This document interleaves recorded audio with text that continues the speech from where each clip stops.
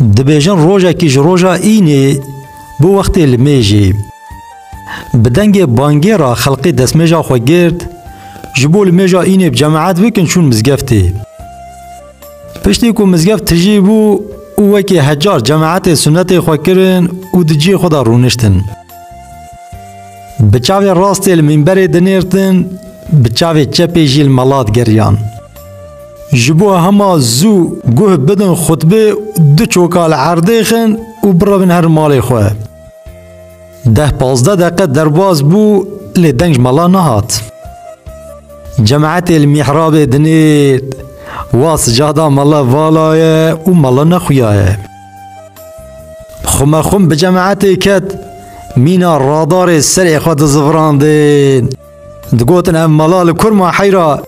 ایشه مکاری مهنه بلا زور خطبه مبخوینه بری خودان ها پرسا ملا کرن لی ملاوی روژیش بر نخوشی که گران نهات بو مزگفتی هی خبردان ده وانده یکی دین کت نوا مزگفتی و به آل منبر و چوش بو خطبه بخوینه جماعت جنزان بو ملای جامی نهوه بو پستا صفا پیش گوتن اف دینه خواستن وی بین خواره لیوانی عجلان هبو گوته هم عدف جه بردن بلا خطبه ما بخوینه دین بجی مقبوله اوه دین در کسر منبره بره خدا جماعتی و گو اعوذ و بسم الله دست بخوندنا خطبه کر گو گلی مرووا خدا وجمه رو جنکی آفران دیه وکریه قوم و قبیله دا که هن مافو حقوقی هب ناصف کن لجم خدا ان قنجی و اوه ایکو بپیکانی نوان حق و مافان خو بیتر ده پاریزه هنک جوا مال دایا وان جبو شکر بکن هنک جوا فقیر و بلنگاز هشتیه جبو صبر بکن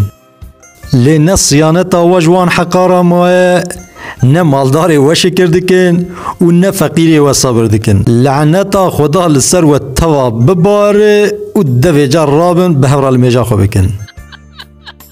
گلی برانا بگومان خطبه وی دینی جبو گل کسان دجیده لورا او کسی حق مروفا نپاریزه و صیانتش چاند و هنروان را نگره حق وی اف گوتنن او مالدار شکر نکه مالی خال سر فقیر و جارا خرج نکه یانجی او فقیر پوز بلندایی و قررتی بکه حق وی افه اگر هنک آیت خدا انکار بکن رنگ و زمان قومکی تنه بکن یان خوشوان چیتر ببینن حق وان ها افگوتنن دما مروف هنک تشتا حق بکه خدای تعالی لسر زمان یکی دین بجی وان گوتنا بمروف ده حساندن دما و هنک گوتن سح کرن و الخوشه و نچون و گوتنا مبینن بیرا خواه حتی هون بر دریه خو پاقش نکن گازنا جبرفا سربان جیران خو نکن از باورم کو اف گوتن گهش جیه خواه